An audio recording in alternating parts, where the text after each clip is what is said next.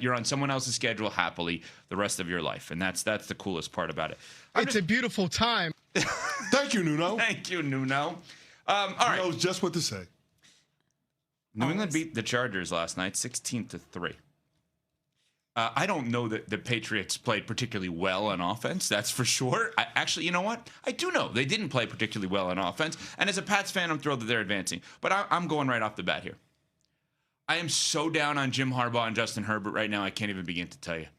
Can you figure anything out? Anything? Can you do anything? Jim Harbaugh, who I have anointed as the best reputation and the best resume of the non-title coaches in the NFL. I've said about Justin Herbert, he's the guy, he's, out of the prototype, he's 0-3 in the playoffs. Justin Herbert was bad last night. I understand the protection wasn't great. Protection wasn't great for New England either, and Drake May found a way. And the coaching, Josh McDaniels dialed things up, Mike Vrabel dialed things up. What did Harbaugh do last night? Did he do anything?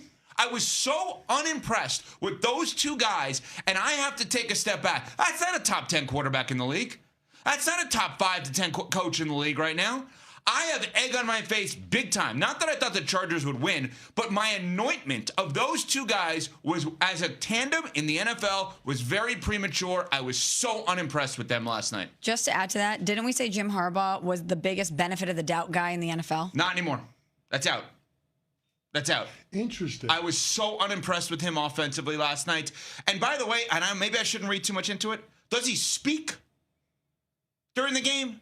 How many shots did NBC get of him where he's like leaning over and he's just looking? Talk!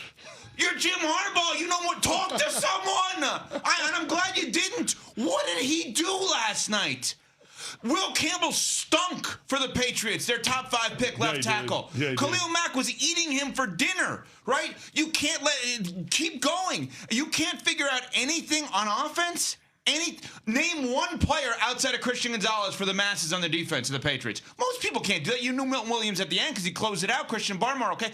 This is not some star-studded defense. This is schematically a Mike Vrabel defense that ate Jim Harbaugh and Justin Herbert for dinner last night. That was an embarrassment by the Chargers. I can't believe they couldn't figure out how to do anything offensively.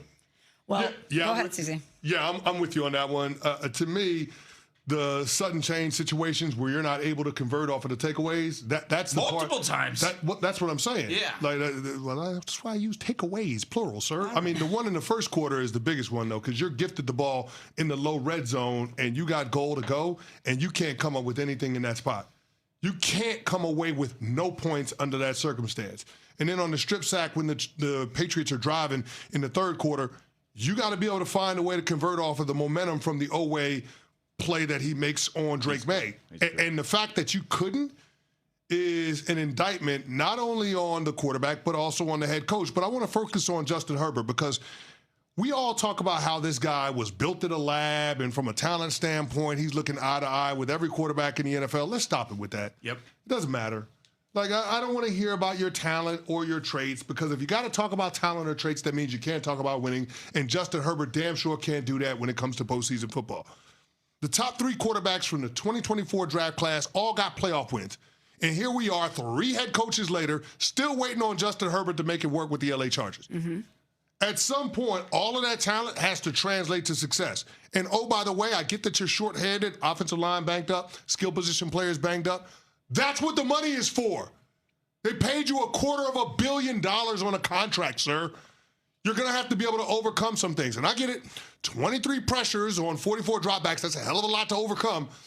But at some point, you got to find a way to be able to make plays. Kind of like what we saw from Drake May in the second half. Yeah. Like, Drake May was not great in the first half. Nope. We got to call it what it is. I thought Josh McDaniels was a little conservative early on, but they stopped handling him with kid gloves. And guess what?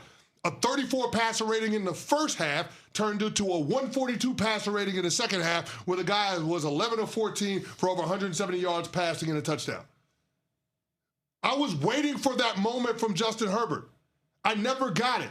Didn't see it with his arm, didn't see it with his legs. Conversely, with Drake May, you saw him use his legs as a weapon. End of the first half, huge. 1,000%. That's a huge explosive play on the ground.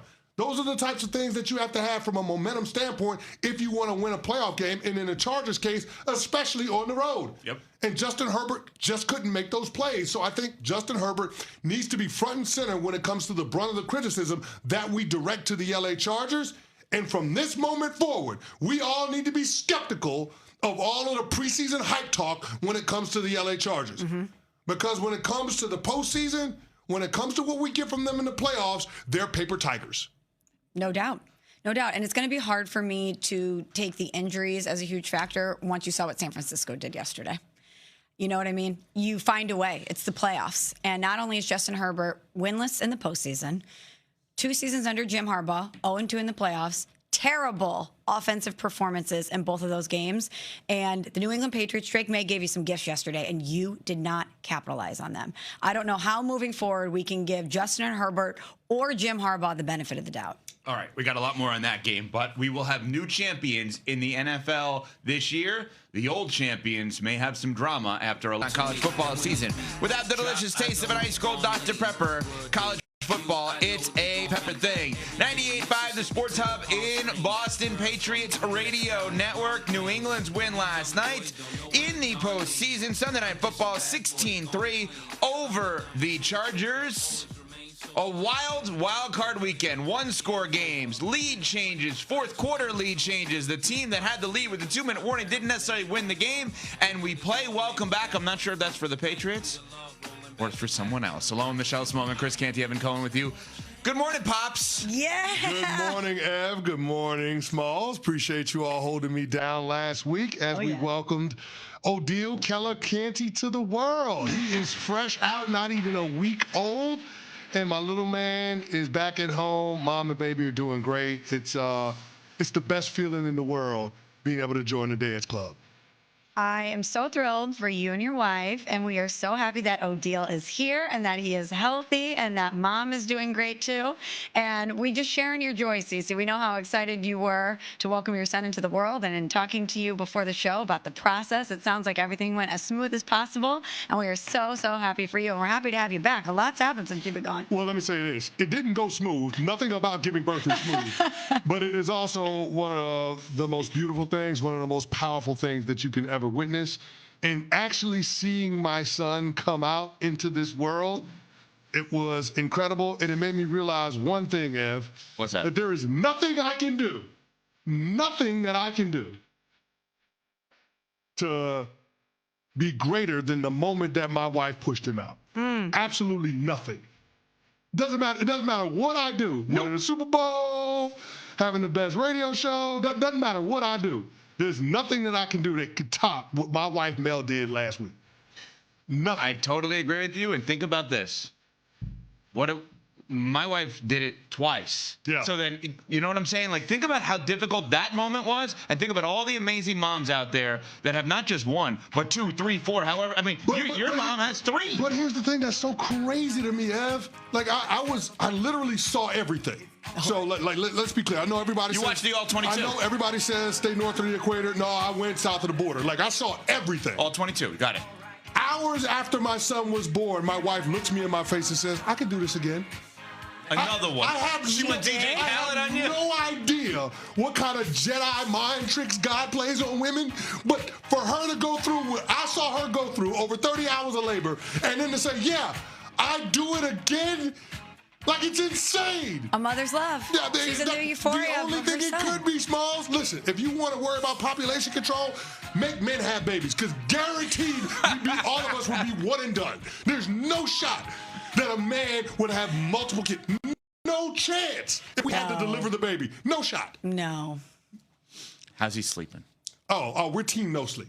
I mean, you said this. Everybody that I know that's a dad, that's a parent has said this. His team no sleep. But here's the thing. My son is the only person that can hold me to 1 hour of sleep in a 24-hour cycle and not get cussed out. Yeah. Like, Yeah. he's just so stinking cute. He's so cute. I mean, he is the best. He's absolutely perfect, Smalls. Now, I will say this, because I heard y'all going through the scouting report with Mel Kiper last week. That's I right. heard that. Right. We didn't have the full slate of measurables. No, at the time. exactly. Now we got the full measurables, 8 pounds, 12 ounces, 22 inches long, all of the things. My scouting report as a dad, Yes. my diaper changing, solid. Really? Really. My diaper changing is really solid. Good to know. Now, I have never changed a diaper before. My son. Ever? I have never. No, held, I never did I have before kids. never held a newborn before my son. Now, my holding game, like my soothe, sway, and lay game.